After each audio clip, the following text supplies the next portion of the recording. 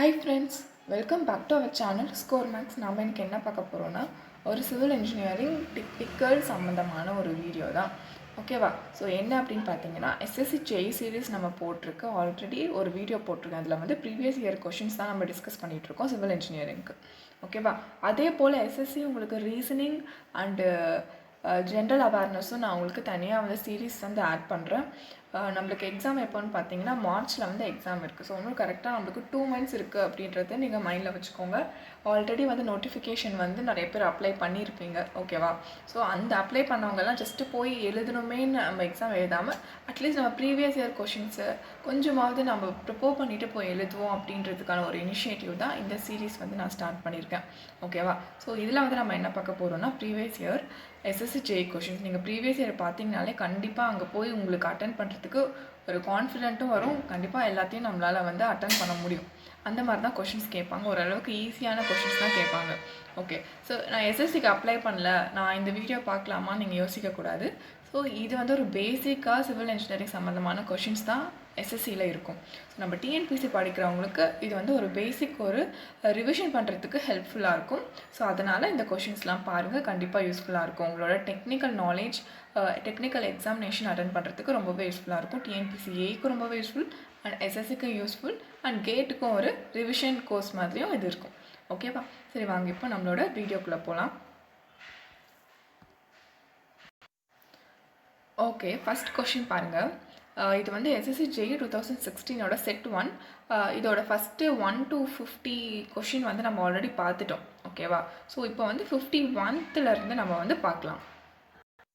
So 51 என்ன அப்படின்னு பார்க்கலாம். A circular shaft fixed at A has diameter D for half of its length and diameter D/2 over the other of what is the rotation of C relative to B if the rotation of B relative to A is அப்படின்னு கேட்குறாங்க. ஒன்றுமே இல்லை, இந்த formula நான் சொன்னனாலே உங்களுக்கு recall ஆகிடும் என்ன அப்படின்னு சொல்லிட்டு. ஓகேவா? ஸோ என்ன கொஷின் கேட்குறாங்கன்னா, ஒரு ஷாஃப்ட் இருக்குது. So length D and another ஒரு ஷாஃப்ட் இருக்குது. 2 ஷாஃப்ட் அட்டாச்மெண்ட் D/2.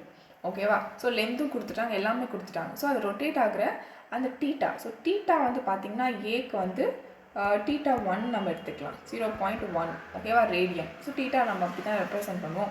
இப்போ என்ன கேட்குறாங்கன்னா, அந்த பி ஷாஃப்ட்டுக்கு என்ன, ஸோ அப்போ டீட்டா 2 என்ன அப்படின்றத நம்ம கண்டுபிடிக்கணும். நீங்கள் ஆப்ஷன் பார்த்தீங்கனாலே தெரியும், எல்லாமே வந்து ரேடியன்ஸில் இருக்குது. சரி வாங்க, அது என்ன ஃபார்முலா எப்படி சால்வ் பண்ணுறதுன்னு பார்க்கலாம். ஓகே, நான் ஆன்சரே நான் கொடுத்துருக்கேன். ஜஸ்ட் வந்து நான் எக்ஸ்பிளைன் பண்ணுறேன், நீங்கள் ஃபாலோ பண்ணிக்கோங்க. இந்த ஃபார்முலா எல்லாருக்குமே தெரியும். ஸோ இது வந்து நம்மளோட ஒரு ஸ்டாண்டர்ட், நீங்கள் ஸ்ட்ரென்த் ஆஃப் மெட்டீரியல்ஸில் பார்த்தீங்கனாலே 2-3 ஃபார்முலாஸ் வந்து ரொம்பவே இம்பார்ட்டன்ட். ஸோ அதில் அந்த ஷாஃப்ட்டுக்குள்ளே நம்ம போனோம்னாலே ரொம்பவே இம்பார்ட்டன்ட். டார்க்கு, ஸோ அந்த பேஸ் பண்ணி ரேடியஸ் அந்த பற்றி வர ஒரு ஃபார்முலா. ஓகே, ஸோ இது நல்லா நோட் பண்ணிக்கோங்க. அதை எக்ஸ்பிளைன் பண்ணால் ரொம்ப டிலே ஆகும். நம்ம ஸ்ட்ரென்த் ஆஃப் மெட்டீரியல்ஸ் வீடியோஸ்லேயே இதை பற்றி டீட்டெயிலாக நம்ம எக்ஸ்பிளைன் பண்ணியிருக்கோம். ஓகேவா? ஸோ இப்போது நமக்கு இந்த ஃபார்முலா உங்களுக்கு தெரியும். பேசிக்காக எல்லாருக்குமே இந்த ஃபார்முலா தெரிஞ்சிருக்கும், ஒரு ப்ரிப்பேர் பண்ணவங்க எல்லாருக்குமே. ஸோ நம்மளுக்கு இப்போ டீட்டா தேவை. ஸோ டீட்டானும் போது T/L/GJ. ஓகேவா? ஸோ அந்த ஜேக்கு எல்லாத்துக்குமே நம்மளுக்கு இருக்குது. அது வந்து எப்படி வேரி ஆகும் அப்படின்னு பார்த்தீங்கன்னா அந்த செக்ஷன். ஸோ அது என்ன செக்ஷன், அவங்க கொஷினில் வந்து இட்ஸ் சர்க்குலர் ஒரு செக்ஷன் அவங்க கொடுத்துட்டாங்க. ஸோ அதனால் அந்த ஃபார்முலா வந்து ஜேக்கு என்ன வேல்யூ அப்படின்னு பார்த்தீங்கன்னா 5D⁴/32. ஓகேவா? ஸோ அதே நான் இங்கே சப்ஸ்டியூட் பண்ணுறேன். நம்மளுக்கு டீட்டா, நம்மளுக்கு ஏ பி அப்படின்னு 2 செக்ஷனாக இருக்கிறதுனால டீட்டா 1 அண்ட் டீட்டா 2. ஸோ ரெண்டுத்துக்கும் நான் ரேஷியோ எடுக்கிறேன். ஓகே, நான் ரேஷியோ எடுக்கும் போது நான் டீட்டா 2 கண்டுபிடிக்க முடியும். ஓகேவா? ஸோ அப்போ நான் என்ன பண்ணுறேன் அப்படின்னு பார்த்தீங்கன்னா டீட்டா 1 பார்த்தீங்கன்னா சப்ஸ்டியூட் பண்ணுறோம். எல்ன்றது L/2, ஏன்னா லென்த் அவங்க கொடுத்துருக்காங்க. ஸோ எல் இருக்கிறதுல L/2 போடுறோம். அண்ட் தென் ஜே வந்து இங்கே பார்த்தீங்கன்னா அது வந்து 2 ஆகுது அப்படின்னு சொல்லிட்டு கொஷினை கொடுத்துருக்காங்க. அதனால் 2 × 5D⁴/32. பட் டீட்டா 2க்கு வந்து அப்படியே ஆர்டினரியாக நம்ம சப்ஸ்டியூட் பண்ணுறோம்.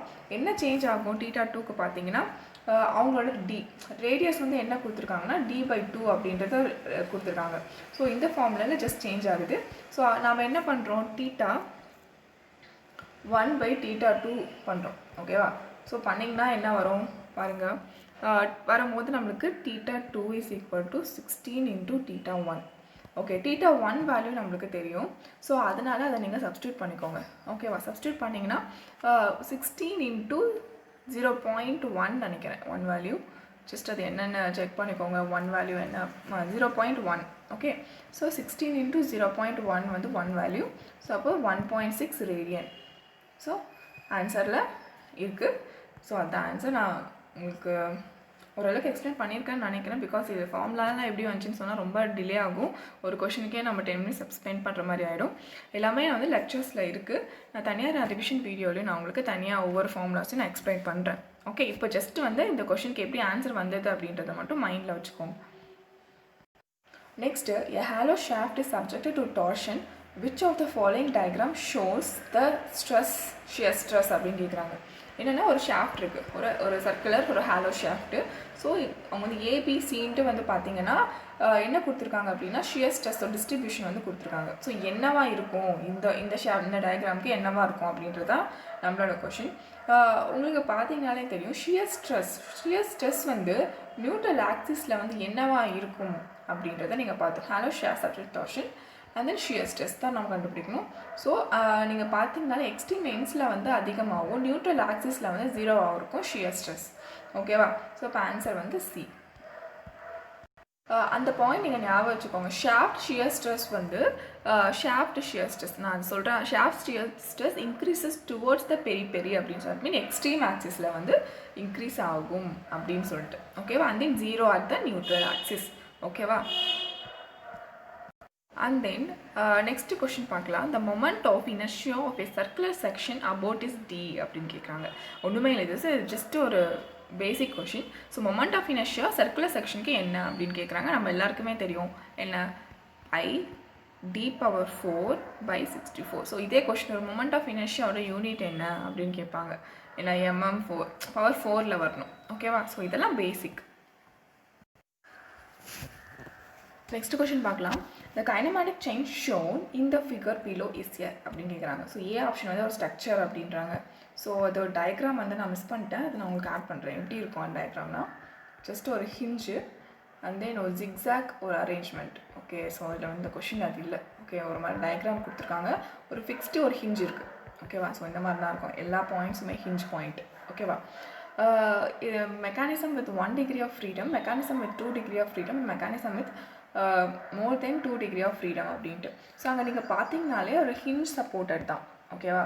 ஸோ மெக்கானிசம் அது டிகிரி ஆஃப் ஃப்ரீடம் வந்து 1 அப்படின்ட்டா நம்ம எடுத்துக்கிறோம். ஏன்னா எல்லா ஹின்ஸ் அது ஃபிக்ஸ் பண்ணியிருக்க அந்த ஹிஞ்ச் சப்போர்ட்டில் வந்து அந்த ரிஜிட் சப்போர்ட், பட் வந்து அந்த சைடு ஹிஞ்சில் வந்து நம்மளுக்கு ஒரே ஒரு ஆங்குலர் டிஸ்பிளேஸ்மெண்ட் மட்டும் இருக்குது.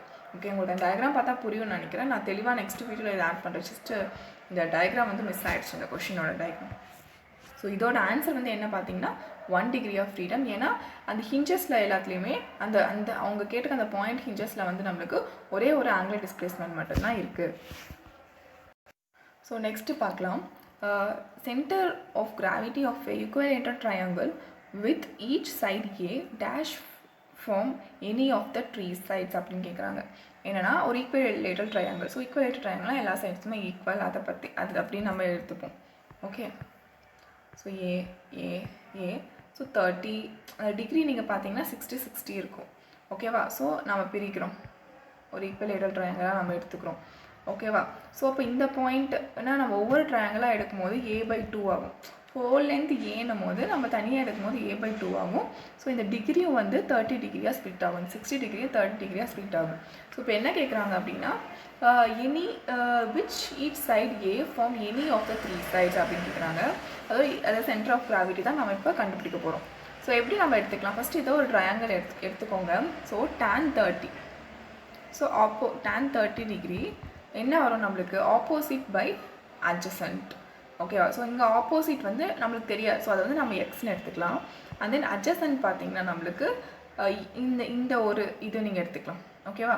ஸோ என்ன நம்மளுக்கு a/2 தான். ஏ வராது, நம்ம ட்ரையாங்கிளாக எடுத்துக்கிறோம். ஒரு ரைட் ஆங்கிள் ட்ரையாங்கிளாக எடுத்தால் மட்டும்தான் நம்மளால் போட முடியுன்றதுனால a/2. ஓகே. இது நான் திருப்பி சொல்கிறேன். என்ன எப்படி எடுத்துக்கிறோம்? tan 30 ஏன்னா 30 டிகிரியாக நம்மளுக்கு பிரியுது. ஓகேவா? So tan 30 degree is equal to opposite வந்து எனக்கு தெரியாது, எக்ஸ் எடுத்துக்கிறேன். ஸோ இது நெக்ஸ்ட்டு அது வந்து a/2 எடுத்துக்கிறேன். ஓகேவா? tan 30யோட வேல்யூ வந்து 1/√3 அண்ட் தென் 2x/a ஆகுது. ஸோ எக்ஸ் தான் நம்மளுக்கு தேவை. ஸோ எக்ஸ் நம்ம கண்டுபிடிச்சோன்னா a/2√3. ஓகேவா? So with each side a from any 3 of side. So எல்லாத்துக்குமே இந்த எக்ஸ் வந்து என்னவா இருக்குது அப்படின்னு பார்த்தீங்கன்னா 3 சைடுக்கும் ஏக்கு ஆப்போசிட்டில் இருக்கிறதுனால a/2√3. ஸோ எங்கள் ஆன்சர் பார்த்தீங்கன்னா பி. ஓகே, நெக்ஸ்ட் கொஷின் பாருங்கள். நீங்கள் எஸ்எஸ்சியில் பார்த்தீங்கன்னா அப்படியே ஒன்லைனர் ஒரு டெஃபினேஷன் கொஷின்ஸும் வரும். ஸோ அதனால் அதெல்லாம் பார்த்துக்கணும். 57th question, the angle of inclination of the plane at which the body begins to move down the plane is called angle of friction, angle of projection, angle of repose. இது வந்து none of the above D option இருந்துச்சு, அது நான் miss பண்ணிட்டேன். Okay, நன் அப்படின்னு ஒரு option இருந்துச்சு. ஓகேவா? ஸோ நீங்கள் உங்களுக்கு நான் சொல்கிறேன் அந்த பாயிண்ட் ஞாபகம் இருக்கான்னு பாருங்கள். At angle when the body just start to begin move is known as angle of repose at this timing limiting friction is less. Okay, அவங்க என்ன இந்த கொஷினுக்கும் அந்த டெஃபினேஷனுக்கும் இருக்குது. அப்போ தான் அந்த பாடி மூவ் ஆகுது, body begins to move down the plane. அதுக்கு என்ன பேர் அப்படின்னு பார்த்தீங்கன்னா ஆங்கிள் ஆஃப் ரீபோஸ். ஸோ அந்த டைமில் வந்து ஃப்ரிக்ஷன் வந்து நம்மளுக்கு கம்மியாக இருக்கும். ஸோ அது ஒரு பாயிண்ட். ஸோ ஃப்ரிக்ஷன் வந்து less. Okay, the angle of inclination of the plane at which the body begins to move down the plane. சடனாக டவுன் ஆகுது, ஒரு மூவ்மெண்ட் நடக்குது, just start to begin அப்படின்னாலே அது வந்து angle of repose. So next, a body is said to move with simple harmonic motion if its acceleration is அப்படின்னு கேட்குறாங்க. Okay, இதுவும் ஒரு தியரி கொஷின் மாதிரி தான் இருக்குது. ஸோ பார்த்தீங்கன்னா ஆல்வேஸ் நான் ஆன்சர் நான் டேரெக்டாக சொல்கிறேன். Proportional to the distance from the point of reference and directed towards its. So இதுதான் ஆன்சர். ஓகே, ஒரு பாடி வந்து ஒரு ஹார்மோனிக் மோஷனில் போகும்போது அதோட ஆக்சிலரேஷன் என்னவாக இருக்கும்? If acceleration is proportional to the distance from the point of reference and directed towards it.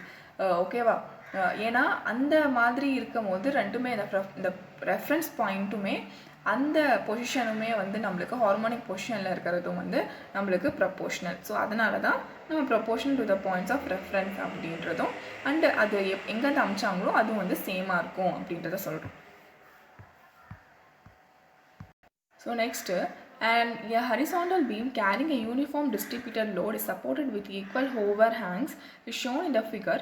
The result of bending moment at the mid-span shell will be 0 அப்படின்னு கேட்குறாங்க. ஓகே, ஏன்னா நம்ம கண்டுபிடிக்கணும் அப்படின்னு பார்த்தீங்கன்னா அந்த பாயிண்டில் என்ன நம்மளுக்கு ஹரிசாண்டல் ஃபஸ்ட்டு நம்ம வந்து பெண்டிங் மூமெண்ட்லாம் கண்டுபிடிச்சிட்டு அவங்க என்ன கேட்குறாங்கன்னா இந்த ஸ்பேனோட ரேஷியோ என்ன அப்படின்றத, மிட் ஸ்பேன் ஏவும் பியும் இருக்கு இல்லையா? ஸோ அதான் மிடில் இருக்க ஸ்பேன்.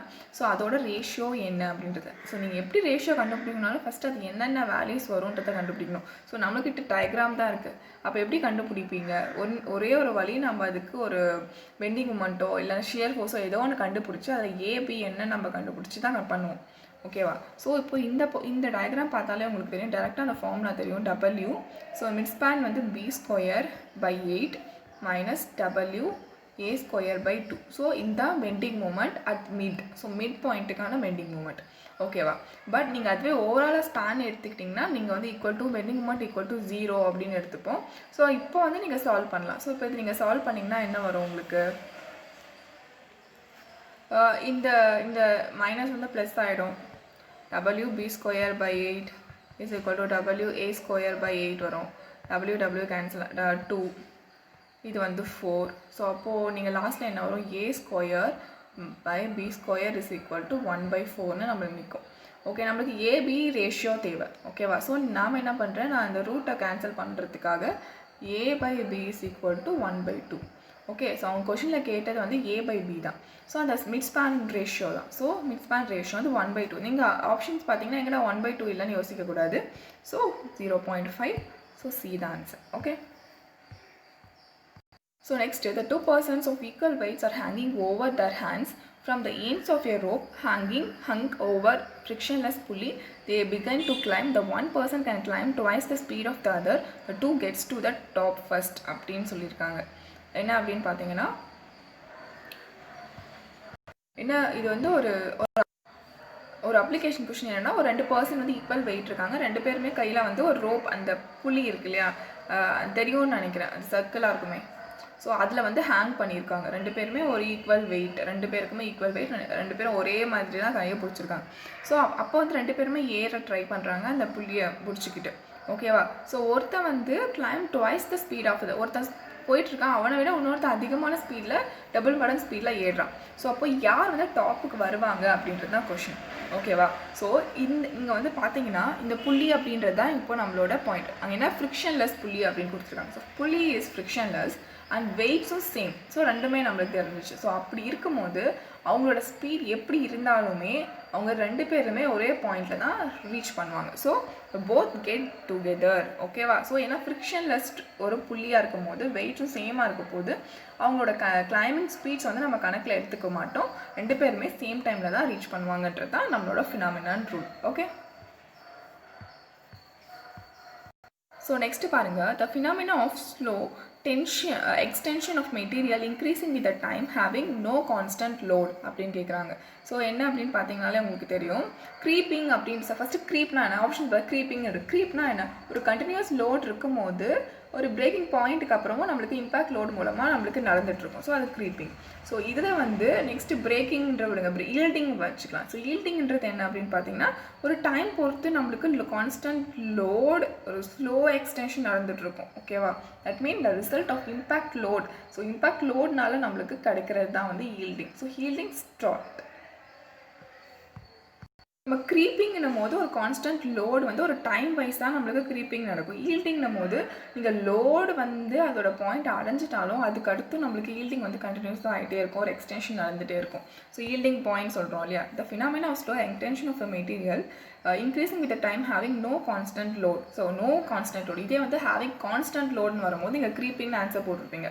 ஸோ கான்ஸ்டன்ட் லோடு இல்லைனாலுமே அந்த ஒரு இன்க்ரீஸோ டிக்ரீஸோ நடக்கிறதுக்கு பேர் ஈல்டிங். ஓகே, so next பார்க்கலாம், a stress at which extension of material takes place more quickly as compared to increase in the load is called அப்படின்னு கேட்குறாங்க. ஸோ என்னென்னா ஒரு நீங்கள் அந்த ஸ்ட்ரெஸ் அண்ட் ஸ்ட்ரெயின் டயக்ராம் பார்த்தீங்கனாலே தெரியும், ஒரு எக்ஸ்டென்ஷன் நடக்குது, அது ரொம்ப குயிக்காக மற்ற அந்த இன்க்ரீஸ் லோடை விட அந்த எக்ஸ்டென்ஷன் ரொம்ப அதிகமாக இருக்கும். அது என்ன பாயிண்டில் அப்படின்னு கேட்குறாங்க. ஸோ ஈல்டிங் பாயிண்டில் தான் நம்மளுக்கு அப்படி நடக்கும். ஓகேவா? ஸோ அந்த எக்ஸ்டென்ஷன் மெட்டீரியல் வந்து அந்த மெட்டீரியல் எக்ஸ்டென்ஷன் ரொம்பவே அதிகமாக இருக்கும். அந்த லோட் இன்க்ரீஸ் வந்து கம்மியாக இருந்தாலுமே அந்த எக்ஸ்டென்ஷன் அதிகம். ஈல்டிங் பாயிண்டில் தான் நீங்கள் பார்த்தீங்கனாலே அந்த கிராஃப் வெறும் ஸ்ட்ரெயின் அதிகமாக இருக்கும்.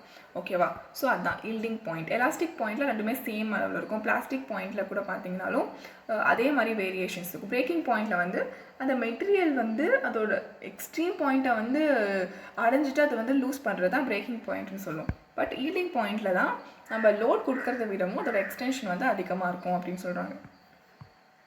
So next for quality control of Portland cement the test is essential. So நீங்கள் பார்த்தீங்கன்னாலும் ஆப்ஷன்ஸ் பாருங்கள், setting time, soundness and tensile எல்லாமே தான். So all the options are correct.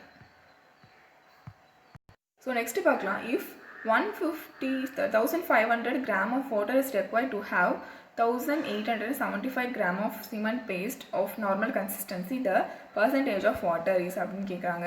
So நீங்கள் கொஷினே ஒரு லாஜிக்கே இருக்காது பாருங்கள். 187 மீன் 1875 கிராமுக்கு 150 வாட்டர் போடுறீங்களா, தட் மீன் 1500 கிராம் வாட்டர் போட்டிங்கன்னா அது எவ்வளோ பர்சன்டேஜ் வரும்? நீங்கள் பர்சன்டேஜ் எடுத்திங்கன்னா 40% வரும். ஓகே, பட் நம்ம இதை வந்து எடுத்துக்கக்கூடாது. அவங்க நார்மல் கன்சிஸ்டன்சி வந்து எவ்வளோ இருக்கும்? 25 to 33%. ஸோ நம்ம இங்கே 25 தான் ஆன்சர். ஏன் 30 வரலன்னு கேட்கலாம், பட் நிறைய நான் வெப்சைட்லேயும் புக்ஸ்லேயும் ரெஃபர் பண்ணால் அவங்க 25 தான் ஆன்சராக கொடுத்துருக்காங்க. ஓகேவா? இது வந்து கோட் மூலமாக நம்ம டேரெக்டாக நார்மல் கன்சிஸ்டன்சி எடுத்துக்கிட்டோம். இதை வச்சு நீங்கள் போட்டிங்கனாலே உங்களுக்கு ரொம்பவே அதிகமாக வரும். அந்த மாதிரி ஒரு பேஸ்ட், அந்த மாதிரி ஒரு கண்டென்ட்டே நம்ம யூஸ் பண்ணவே முடியாது. ஸோ அந்த மாதிரி வரும். ஸோ அதனால் நம்ம என்ன அந்த கோடில் இருக்கோ அந்த ரேஞ்ச் படி நான் 25ன்னு எடுத்துக்கிட்டேன்.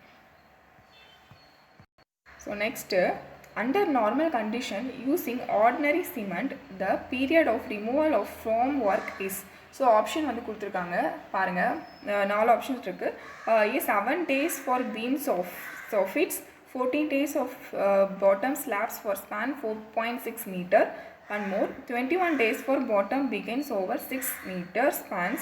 All the options are correct. நீங்கள் பார்த்தாலே தெரியுது எல்லா ஆப்ஷன்ஸுமே கரெக்ட். ஏன்னா நம்மளுக்கு தெரியும், ஸோ கோடில் இருக்குது 7 day வந்து பீம்ஸ் soffitsக்கு அண்ட் பீம் பாட்டம் அந்த ஸ்லாப்ஸ்க்கு எல்லாமே 14 days and then beam bottom 6 meter ஸ்பான்ஸாக இருக்குமோ 21 days. So option B.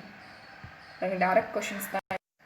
So next, for given water content, workability increases if the concrete aggregate contents excess of okay ஒரு water கண்டென்ட்க்கு workability வந்து decrease ஆகுது. நான் இன்க்ரீஸ்னு சொல்லிட்டேன், டிக்ரீஸ் ஆகுது அப்படின்னும் போது எதனால அப்படின்னு கேட்குறாங்க. தின் பார்ட்டிகல்ஸா, ஃப்ளாட் பார்ட்டிகல்ஸா, எலாங்கேட்டட் பார்ட்டிகல்ஸா அப்படின்றத கொஷின். ஸோ ஃப்ளாட் பார்ட்டிகல்ஸ் எல்லாமே டிக்ரீஸ் பண்ணும் ஒர்க்கபிலிட்டி. அதே நீங்கள் ரவுண்டான அக்ரிகேட்ஸில் போனீங்கன்னா ஒர்க்கபிலிட்டி இன்க்ரீஸ் ஆகும். ஸோ இப்போ ஆப்ஷன்ஸில் என்ன இருக்குது, தின் பார்ட்டிகல்ஸும் ஃப்ளாட் தான் நம்ம எடுத்துக்குவோம்.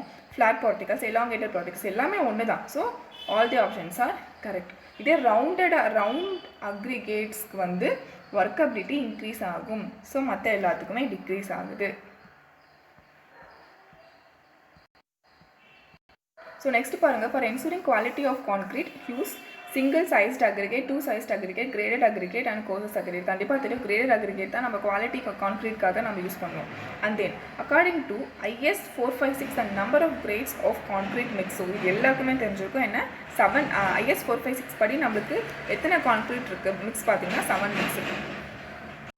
ஸோ நெக்ஸ்ட் பார்த்தீங்கன்னா the mixture of different ingredients of cement. So சிமெண்ட்டோட அந்த மிக்சர் இன்க்ரீடியன்ட் அந்த பர்ன் பண்ணும்போது என்ன அப்படின்னு கேட்குறாங்க. ஸோ வந்து 1300 to 1500. ஸோ இதுதான் இந்த நான் ரெஃபர் பண்ணதில் இதுக்கான கீயாக கொடுத்துருக்காங்க. ஸோ இப்போ ஆன்சர் பார்த்தோன்னா என்ன அப்படின்னு பார்த்தீங்கன்னா 14. இந்த ரேஞ்சில் என்ன இருக்குது அப்படின்னு பார்த்தீங்கன்னா 1400. Okay, the risk of segregation is more for wetter mix, larger portion of maximum size aggregate, coarser aggregate. All the option are correct. என்ன கண்டிப்பாக எல்லாமே தான் கரெக்ட். ஏன்னா இது எல்லாமே தான் அந்த ரிஸ்க்கை ஹை பண்ணுது. செக்ரிகேஷன் பண்ணும்போது வாட்டர்லேருந்து நம்மளோட எப்படி சொல்கிறது, கான்க்ரீட்லேருந்து தண்ணி மட்டுமே தண்ணியும் அந்த கூட சிமெண்ட் அந்த பேஸ்ட்டு தனியாக நம்மளுக்கு பிரிஞ்சு வர ப்ளீடிங்கும் போது அந்த ஒரு சிமெண்ட் அந்த லிக்விட் இருக்கு இல்லையா, ஸோ அது மட்டும் தனியாக வரும். செக்ரிகேஷனும் போது அப்படியே கொத்தாக இந்த எல்லாமே சேர்ந்து வெளியே வர்றது தான். ஓகே, ஸோ அப்போ பார்த்தீங்கன்னா கண்டிப்பாக வெட்டர் மிக்ஸாக இருந்தாலும் அது கண்டிப்பாக ரிஸ்க் அதிகம். அண்ட் தென் கோர்சர் கான்க்ரீட்டாக இருந்தாலுமே and then larger portion of maximum size aggregate எல்லாமே தான். So D. Next after casting and ordinary cement concrete on அப்படின்னு கேட்குறாங்க. ஸோ ஒரு காஸ்டிங்க்கு அப்புறம் ஒரு ஆர்டினரி சிமெண்ட் கான்க்ரீட் வந்து ட்ரை ஆகும் போது என்ன ஆகும், கண்டிப்பாக ஸ்ட்ரிங்க் ஆகும். ஏன் அப்படின்னு பார்த்தீங்கன்னா இந்த மூணுமே இருக்குது பாருங்கள், calcium silicate and try calcium aluminate தான் அதுக்கான மேக்ஸிமம் ரீசன். ஸோ அதுதான் வந்து ட்ரை ஆகும் போது அது வந்து ஹீட் ஆஃப் ஹைட்ரேஷன் நடக்கும். ஸோ அந்த மாதிரி இடத்துல அதோட வால்யூம் வந்து நம்மளுக்கு சுருங்கும். அதான் strings. The hydration of cement is due to chemical action of அப்படின்னு கேட்குறாங்க. ஸோ வந்து அவங்க பொதுவாக கொடுத்துட்டாங்க, எது ஹை ஹைட்ரேஷனுக்கு ஹெல்ப் பண்ணும் அப்படின்னு கேட்கல. ஒரு பொதுவாக ஹைட்ரேஷன் ஆஃப் சிமெண்ட் வந்து எந்தோட கெமிக்கல் ஆக்ஷன் பார்த்தீங்கன்னா of water with tricalcium silicate and dicalcium silicate, dicalcium silicate and tricalcium silicate and tricalcium aluminate and tricalcium ferrate. So இது நாலுமே தான் நம்மளுக்கு தேவைப்படுது. ஸோ எங்கள் ஆப்ஷன்லேயும் வந்து all the options of correct அப்படின்னு. இந்த ஆல் தி ஆப்ஷன் கரெக்ட் இல்லைனா எது ஹையாக நம்மளுக்கு ஹெல்ப் பண்ணுதோ அதை வந்து நீங்கள் சூஸ் பண்ணியிருப்பீங்க. பட் எங்கள் ஆப்ஷன்ஸில் வந்து ஆல் அப்படின்னு கொடுத்துருக்கறதுனால டி தான் நம்மளோட ஆன்சர். அண்ட் தென் பார்த்தீங்கன்னா 73, to obtain the cement dry powder, the limestones and sales or the slurry is burned to rotatory current and temperature. So இது வந்து சிமெண்ட் எல்லாம் மேனுஃபேக்சரிங் ப்ராசஸில் வர கொஷின் தான். ஸோ இதோட ஆன்சர் என்ன பார்த்தீங்கன்னா 30,300 to 1,400 நினைக்கிறேன். பட் செக் பண்ணிக்கோங்க. ஓகே, நெக்ஸ்ட் கொஷின் போயிடலாம். The permissible compressive strength of M30 concrete grade. Okay, அவங்க என்ன இதே வந்து இங்கே பார்த்தீங்கன்னா MPa அப்படின்னு கேட்டாங்கன்னா அங்கே 330 தான் ஆன்சர். பட் இந்த கொஷினுக்கு வந்து பெரிய கன்வென்ஷன் இருக்குது, நீங்கள் ஜஸ்ட் உங்களுக்கு தெரியும்.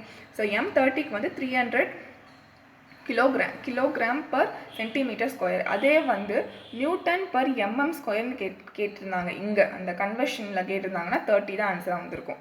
ஓகேவா, அதே MPAல கேட்டிருந்தாலும் 30 தான் ஆன்சராக வந்திருக்கும். ஸோ இது வந்து அப்படியே நம்ம இந்த யூனிட்ஸ்க்காக நம்ம கன்வெர்ட் பண்ணும்போது 300 மாறுது. ஓகே, ஜஸ்ட் பார்த்துக்கோங்க இது. So next curing reduces shrinkage of concrete, preserves the properties of concrete, prevents the loss of water of evaporation. So எல்லாமே தான் curing ப்ராசஸில் நம்மளுக்கு நடக்குது. ஸோ டி தான் ஆன்சர். ஸோ நெக்ஸ்ட் பாருங்கள், the maximum amount of dust which may be permitted in aggregates is. Okay, 5% total aggregate of low workability in coarse grading, 10% of total aggregate for low workability and fine grading, 20% வந்து high workability fine grading. So எல்லாமே தான் நம்மளுக்கு கோடில் வந்து வேல்யூஸாக கொடுத்துருக்காங்க. So all the options are correct. Proper proportioning of concrete ensures desired strength and workability, desired durability, water tightness of structure. So நீங்களே பார்த்தீங்கன்னாலே தெரியும். So கண்டிப்பாக வந்து ப்ரொபோர்ஷன் அந்த ஒரு இது வந்து எல்லாத்துக்குமே தான் நம்மளுக்கு ஹெல்ப் பண்ணும். So all the options are correct. The bulk density of aggregate does not depend upon. Okay, bulk density வந்து எதை வந்து டிபெண்ட் பண்ணாது அப்படின்னு கேட்குறாங்க. Option size, shape and specific gravity and then grading of aggregate, size and shape of container.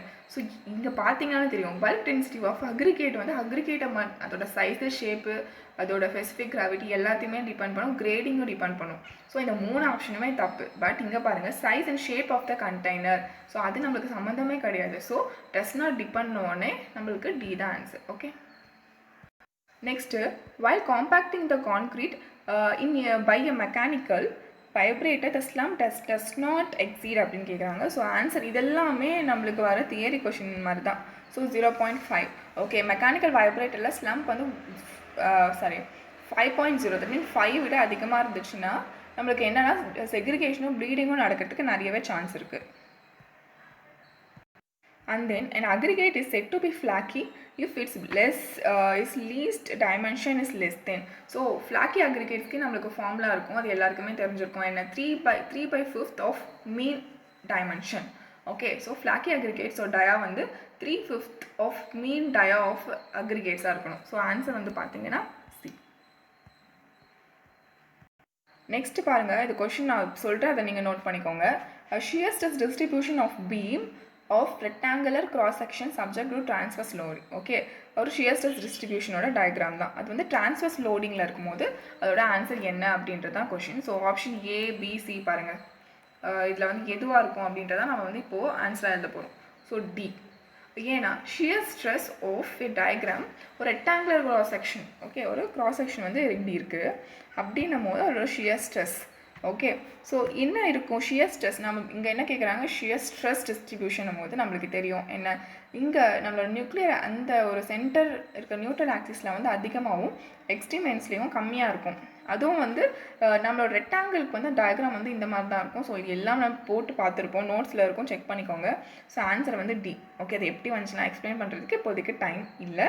நம்மளுக்கு இதெல்லாம் பேசிக்காக தெரியும். நான் உங்களுக்கு தனியாக நிறைய கொஷின் டிஸ்கஸ் பண்ணும்போது ஒவ்வொரு கொஷினாக உங்களுக்கு எக்ஸ்பிளைன் பண்ணுறேன் நெக்ஸ்ட் வர இதில். ஓகே, ஸோ நம்ம இது நான் உங்களுக்கு ஒரு க்ளூ கொடுக்குறேன்.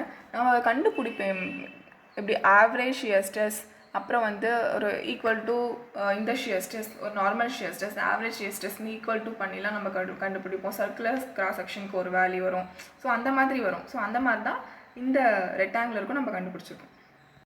Next, if the stress in each cross section of a pillar is just equal to its working stress, its form is called அப்படின்னு கேட்குறாங்க. என்ன அப்படின்னு பார்த்தீங்கன்னா form of equal strength. Okay, ஏன்னா வந்து அவங்க கொஷின்லேயே கொடுத்துட்டாங்க, ஒரு யூனிஃபார்ம் கிராஸ் செக்ஷன் ஒரு பில்லராக இருக்கும் போது அதோட கிராஸ் செக்ஷன்ஸ் எல்லாமே ஈக்குவலாக இருக்கும்.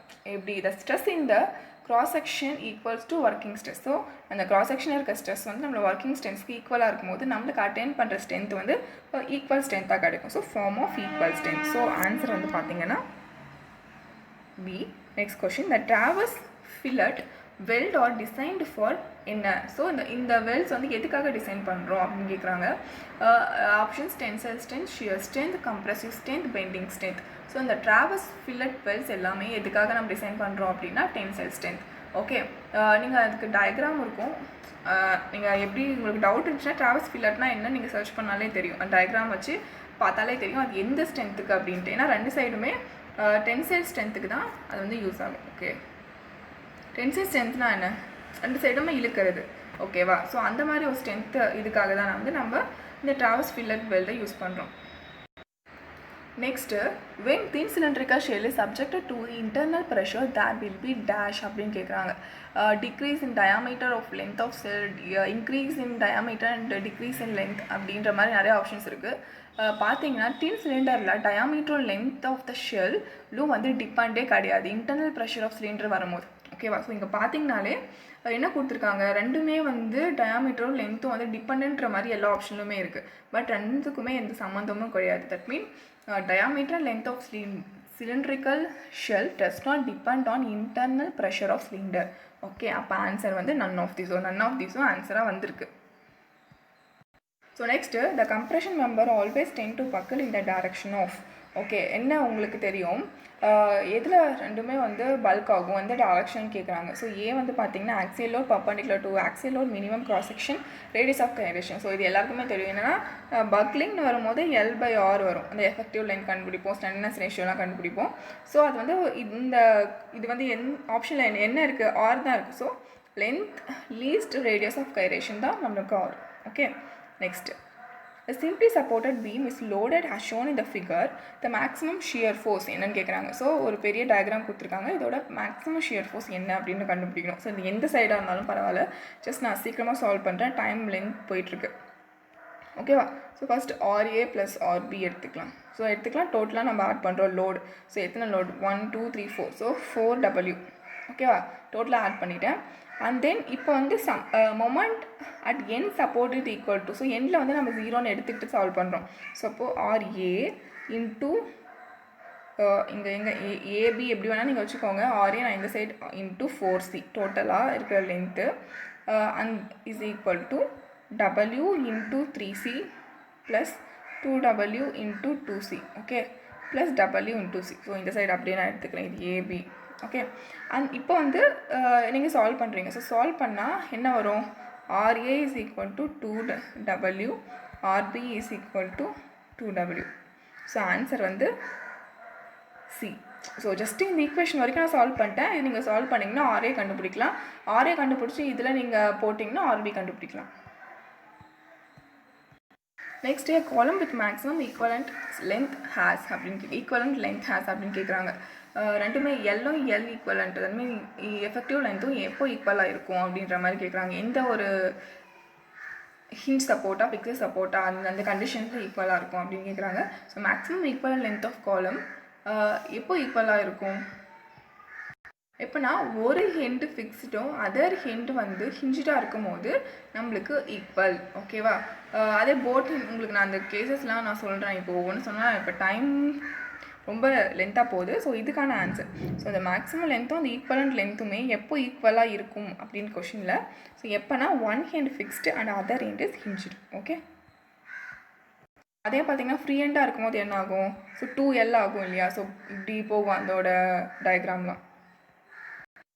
இன் case of eccentrically loaded studs dash is preferred அப்படின்னு கேட்குறாங்க. ஸோ என்ன அப்படின்னு ஆன்சர் பார்த்தீங்கன்னா காம்போசிட் செக்ஷன். ஓகே, ஸோ எல்லாம் direct questions. Next question, the design of structure is அப்படி கேட்குறாங்க. Planning of structure, calculation of straining actions of salient features, deciding the material proportion of various structure. So இதுதான் design of ஸ்ட்ரக்சர்னு சொல்லுவோம். இது C தான். So இதை மெட்டீரியலாக proportion அது எல்லாத்தையும் பற்றி நம்ம அனலைஸ் பண்ணுறது தான் design of structures. Next, in tensile test which material is stressed.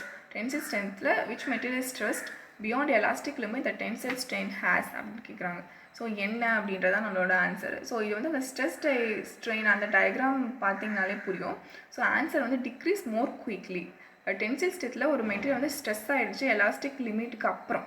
Okay, அப்புறம் போகும்போது அதுக்கு என்ன ஆகுது, இன்க்ரீசஸ் மோர் குயிக்லியா இல்லை டிக்ரீசஸ் மோர் குயிக்லியா? ஸோ இதுக்கான ஆன்சர் வந்து நீங்கள் சொல்லுங்கள். ஓகே, ஸோ நான் சொன்னது தப்பு. ஓகே, என்ன ஆன்சர் அப்படின்னு சொல்லுங்கள்.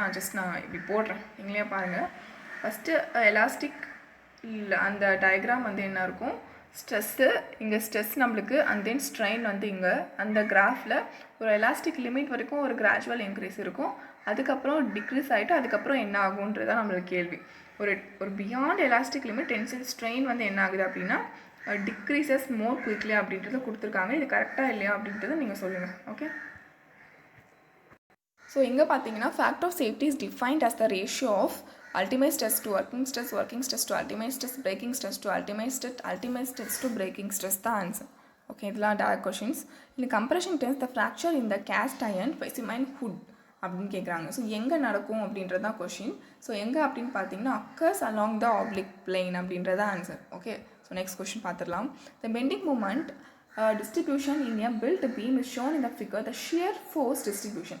ஸோ இதோட shear force bending moment distribution வந்து கொடுத்துருக்காங்க. ஸோ அது வந்து இல்லை மிஸ் ஆகிடுச்சு. என்ன டிஸ்ட்ரிபியூஷன் அப்படின்னு நான் சொல்கிறேன். ஓகே, ஸோ இதுதான் அதோட டிஸ்ட்ரிபியூஷன். ஓகே, இது ABCD. ஓகே, இது வந்து ஒரு பெண்டிங் மூமெண்ட் டிஸ்ட்ரிபியூஷன். ஸோ அப்போ அதோட ஷியர் ஃபோர்ஸ் டிஸ்ட்ரிபியூஷன் என்னவா இருக்கும் அப்படின்றது தான் கேட்குறாங்க.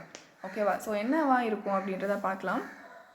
ஆப்ஷன் ஏபிசின்னு கொடுத்துருக்காங்க. ஸோ என்ன உங்களுக்கு பார்த்தாலே தெரியுது ஆன்சர் ஏ தான். ஏன்னா bending moment is minimum, then shear force will be maximum. Okay, so அந்த மாதிரி நம்ம அந்த ஒரு இதில் பார்த்தீங்கனாலே உங்களுக்கு ஏ அப்படின்றது வருது. இல்லைனா வந்து dm/dx equal to shear force, அதில் வந்து நம்மளுக்கு dm தேவை அப்படின்ற அந்த ஃபார்முலா யூஸ் பண்ணி போடலாம். அது உங்களோட இஷ்டம். நான் பார்த்தோன்னே எனக்கு தெரிஞ்சது ஏ தான் கரெக்ட் அப்படின்னு சொல்லிட்டு.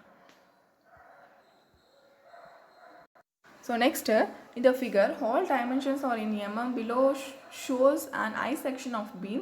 The shear stress at point P very close to the bottom of flange is 12 MPa.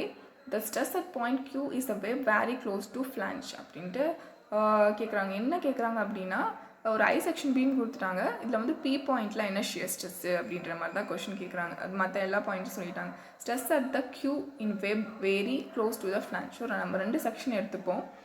இதில் வந்து என்ன வரும் அப்படின்னு பார்க்கலாம். நான் ஜஸ்ட் ஈஸியாக சால்வ் பண்ணுறேன். ஸோ அந்த செக்ஷனில் ஃபஸ்ட்டு 1 எடுத்துக்கலாம். இந்த section 1 and flange section 1. Okay, and then web section எடுத்துக்கலாம். Into A1 is equal to A2. Okay, அப்புறம் நம்ம ஸ்ட்ரெஸ் வந்து பார்த்தீங்கன்னா கொடுத்துட்டாங்க இந்த section plane 2. So 12, that mean 12 MPa நான் 12 நான் எடுத்துக்கிட்டேன். அதோடது பாருங்கள் 100 டைமென்ஷன்ஸ் இன்ட்டு 20. ஓகே, நெக்ஸ்ட் இதுக்கு தான் நம்மளுக்கு ஸ்ட்ரெஸ் தெரியாது. ஸோ அதை நான் அப்படியே எடுத்துக்கிறேன். அண்ட் தென் இந்த வந்திங்கன்னா என்ன வரும், 20 இன்ட்டு 20. இதை நீங்கள் போட்டிங்கன்னா உங்களுக்கு என்ன வருது அப்படின்னு பார்த்தீங்கன்னா, சால்வ் பண்ணிங்கன்னா ஸ்ட்ரெஸ் அட் 2 இந்த பாயிண்ட்டுக்கு வந்து 60.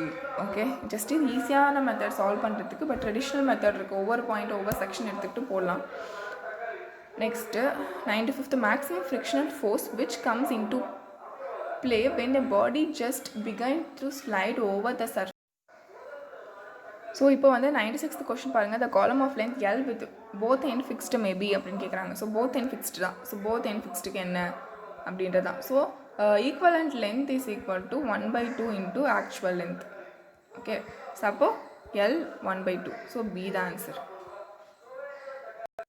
Next, according to Euler's column theory, the crippling load of the column of length fixed at L fixed at both ends is dash the crippling load for the similar column. So இதெல்லாமே direct questions. இங்கே என்ன அப்படின்னு பார்த்தீங்கன்னா 4 times. Okay, so இது Euler's theory படிக்கும்போது தெரியும். Next 98th வந்து பார்த்தீங்கன்னா 98, a short column of symmetrical cross section made for brittle material is subjected to an eccentric vertical load P. The eccentricity E to avoid the tensile stress the short column eccentricity E should be less than or equal to அப்படின்னு கேட்குறாங்க. இது ஒரு பெரிய explanation வரும். So இதில் வந்து பார்த்தீங்கன்னா just நான் உங்களுக்கு சால்வ் மட்டும் பண்ணுறேன், அப்படின்னு நீங்கள் ஃபாலோ பண்ணிக்கோங்க. ஸ்ட்ரெஸ் மினிமம் வந்து ஈக்குவல் ஆர் கிரேட்டர் தென் 0வாக இருக்கணும். ஸோ அப்போ ஃபார்முலா வரும் FV/H into 1 minus 6E/H. Okay, so அதுவும் என்ன நம்மளுக்கு 0 விட அதிகமாக இருக்கும். ஸோ டேரெக்டாக நம்ம பார்த்தோன்னா 1/6E/H. ஓகேவா? ஸோ அப்போது இது வந்து எல்லாமே வந்து அதிகமாக இருக்குது, 0 விட அப்படி அதிகமாக இருக்குது நம்ம எடுத்துக்கிறோம். ஓகே, அண்ட் தென் இப்போ இந்த 1 அன்சைட் போகும்போது 6EH வந்து 1 விட அது கம்மியாக இருக்குது அப்படின்ற மாதிரி மாறிடுது. ஸோ அப்போ ஆன்சர் வந்து பார்த்திங்கன்னா நம்மளுக்கு என்ன ஹெச் தான். So E is equal to H/6. Okay, so அப்போ ஆன்சர் வந்து என்ன நம்மளுக்கு H/6 தான் ஆன்சர். உங்களுக்கு இது சால்வ் பண்ணிங்கனாலே தெரியும். ஸோ கன்ஃபியூஸ் ஆகிற மாதிரி இருக்குன்னா நம்ம ஒன்றும் ஸ்ட்ரென்த் ஆஃப் மெட்டீரியல்ஸில் இந்த டாபிக் ஒன்றும் பார்க்கல. ஓகே, நான் அது நடத்தும் போது உங்களுக்கு நான் டீட்டெயிலாக சொல்கிறேன். ஸோ இப்போ ஜஸ்ட்டு அது என்னென்ன ஸ்டெப்ஸோ அதை அப்படியே நான் உங்களுக்கு சொல்லிட்டேன். பட் இது நடத்தும் போது இதை பற்றி டீட்டெயில்ஸ் வந்து நான் உங்களுக்கு சொல்கிறேன். ஓகே, SOM கிளாஸஸில். And then 39, that means 99, the beam is structural member predominantly subjected to. என்ன கண்டிப்பாக பீம் வந்து transverse load, இது எல்லாருக்குமே தெரியும். And then a stress is completely analyzed when a direct stress in all members are found, all external reactions components are determined, the equilibrium is satisfied அப்படின்னு கேட்குறாங்க. So stress வந்து நம்ம எப்போ கம்ப்ளீட்டாக அனலைஸ் பண்ணுவோம், அது டேரக்ட் ஸ்ட்ரெஸ்ஸஸ் இருக்குது எல்லா மெம்பர்ஸும் நம்ம கண்டுபிடிக்கும் போது தான்.